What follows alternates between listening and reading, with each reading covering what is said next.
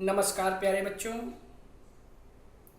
आज हम सभी लोग 9वीं कक्षा के अंतर्गत निर्धारित सीबीएसई बोर्ड के द्वारा सांवले सपनों की याद जाबिर हुसैन जी के द्वारा जो लिखित है, इस पाठ का अभ्यास कार्य करेंगे। सांवले सपनों की याद। किस घटना ने सालिम अली के जीवन की दिशा को बदल दिया और उन्हें पक्षी प्रेमी बना दिया? बचपन के दिनों में सालिम अली की एयर गन से घायल होकर गिरने वाली नीलकंठ की गौरैया पक्षी की घटना ने उनके जीवन की दिशा को बदल दिया और उन्हें पक्षी प्रेमी बना दिया। अर्थात एक बार बचपन में सालिम अली की एयर गन से एक गौरैया घायल होकर गिर पड़ी। इस घटना ने सालिम अली के जीवन की दिशा को बदल दिया। वे गौरैया की देखभाल, सुरक्षा और खोजबीन में जुट गए। इसके बाद उनकी रुचि पूरे पक्षी संसार की ओर मुड़ गई और वे पक्षी प्रेमी बन गए। प्रश्न नंबर 2। सालिम अली ने पूर्व प्रधानमंत्री के सामने पर्यावरण से संबंधित किन संभावित खतरों का चित्र खींचा होगा कि उनकी आंखें नम हो गई?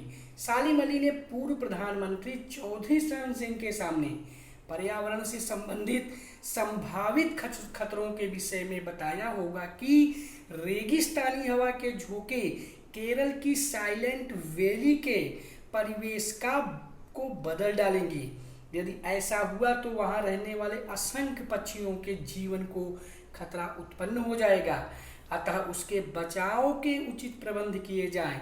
सालिम अली के प्रकृति और पक्षी प्रेमी को देखकर प्रधानमंत्री की आंखें नम हो गईं। अर्थात सालिम अली ने पूर्व प्रधानमंत्री चौधरी चरण सिंह के सामने केरल की साइलेंट वैली संबंधी खतरों की बात उठाई होगी। उस समय केरल पर रेगिस्तानी हवा के झोंकों का खतरा मंडरा रहा था। वहां का पर्यावरण दूषित हो रहा था। प्रधानमंत्री को वातावरण की सुरक्षा का ध्यान था। पर्यावरण के दूषित होने के खतरे के बारे में सोचकर उनकी आंखें नम हो गई। लॉरेंस की पत्नी फ्रीडा ने ऐसा क्यों कहा होगा कि मेरी छत पर बैठने वाली गौरैया लॉरेंस के बारे में ढेर सारी बातें जानती है? D.H. लॉरेंस की मौत के बाद जब लोगों ने उनकी पत्नी से अनुरोध किया कि वे अपने पति के विषय में कुछ लिखें, तो उन्होंने कहा कि मेरे लिए लॉरेंस के विषय में कुछ भी लिखना असंभव लगता है। उनका पूरा जीवन एक खुली किताब के समान था। वे एक सादा दिल और स्नेही व्यक्ति थे। उनके जीवन से संबंधित कोई भी बात छुपी हुई नहीं है। उन्हें ऐसा लगता है कि छत पर बैठी गौरैया भी उन दोनों के विषय में उनसे अधिक जानती है। अर्थात लॉरेंस का व्यक्तित्व बिल्कुल साधारण तथा इतना खुला सा था कि उनके बारे में किसी से कुछ छिपा नहीं था। इसलिए फ्रीडा कहती हैं कि लॉरेंस के बारे में एक गौरैया भी ढेर सारी बातें बता सकती है। आशय स्पष्ट कीजिए। का नंबर, वो लॉरेंस की तरह नैसर्गिक जिंदगी का प्रतिरूप बन गए थे। प्रस्तुत पंक्ति में सालिम अली के प्रकृति प्रेम के विषय में बताया गया है। जिस प्रकार अंग्रेजी के प्रसिद्ध उपन्यासकार D.H. लॉरेंस का प्रकृति से गहरा लगाव था, ठीक उसी प्रकार जो है सालिम अली का मानना था कि हमें प्रकृति की ओर लौटना चाहिए। ठीक उसी प्रकार सालिम अली भी प्रकृति से गहरा लगाव रखते थे। उन्होंने प्रकृति संबंधी अनेक रास्तों को खोजा।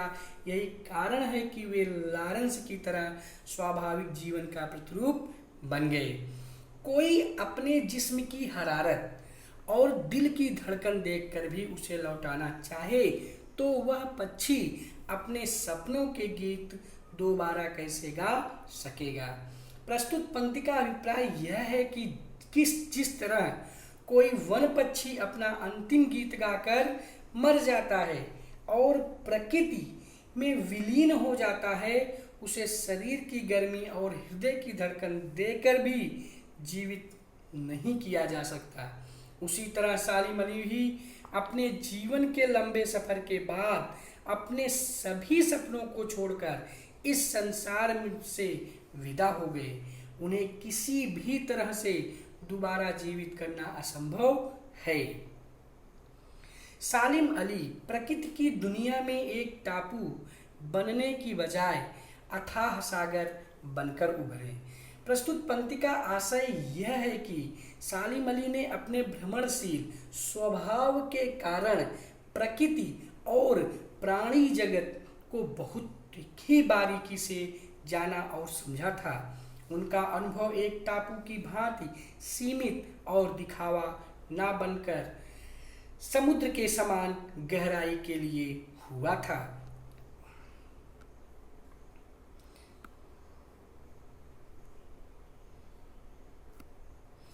इस पाठ के आधार पर लेखक की भाषा शैली की 4 विशेषताएं बताइए। सांवले सपनों की याद पाठ के आधार पर लेखक की भाषा शैली की 4 विशेषताएं निम्न है। इन्होंने हिंदी के साथ साथ उर्दू के शब्दों का अत्यधिक प्रयोग किया है। वर्ड वाउचर, साइलेंट वैली जैसे अंग्रेजी शब्दों का प्रसंगानुसार प्रयोग किया है। भाषा वेगवती नदी की तरह बहती हुई प्रतीत होती है। भावाभिव्यक्ति की शैली दिल को छू लेती है, अर्थात इनकी शैली चित्रात्मक है।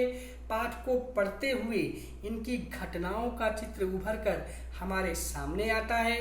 लेखक ने भाषा में हिंदी के साथ साथ कहीं कहीं उर्दू तथा कहीं कहीं अंग्रेजी के शब्दों का भी प्रयोग किया है। इनकी भाषा अत्यंत सरल और सहज है।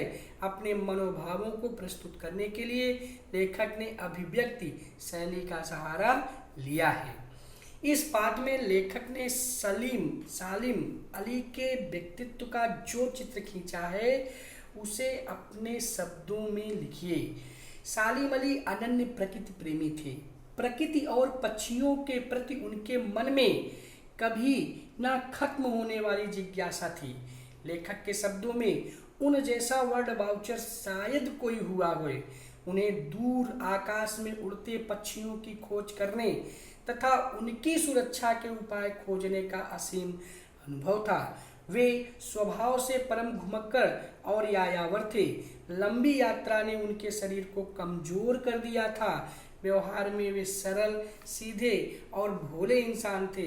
वे बाहरी चकाचौंध और विशिष्टता से दूर रहते थे। सांवले सपनों की याद शीर्षक की सार्थकता पर टिप्पणी कीजिए। सांवले सपनों की याद एक रहस्यात्मक शीर्षक है। यह रचना लेखक जाबिर हुसैन द्वारा अपने मित्र सालिम अली की याद में लिखा गया संस्मरण है। सांवले सपने मनमोहक इच्छाओं के प्रतीक हैं। ये सपने प्रसिद्ध पक्षी प्रेमी सालिम अली से संबंधित हैं। सालिम अली जीवन भर सुनहरे पक्षियों की दुनिया में खोए रहे। वे उनकी सुरक्षा और खोज के सपनों में सोए रहे।